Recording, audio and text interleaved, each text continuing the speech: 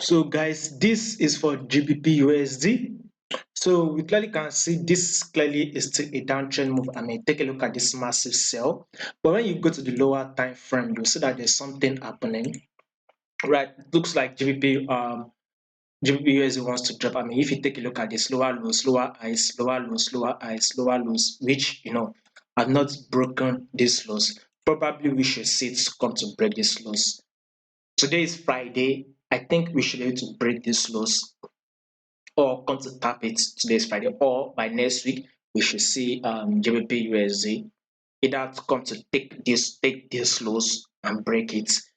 Either it happens today, which is the last day of the week, which is Friday, or we are very much likely to see it break these lows by next week. So basically, GBP USD is literally ready for a drop.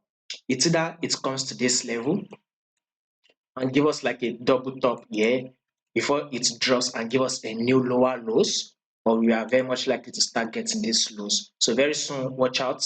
The new lows will be forming very soon on GBP USD.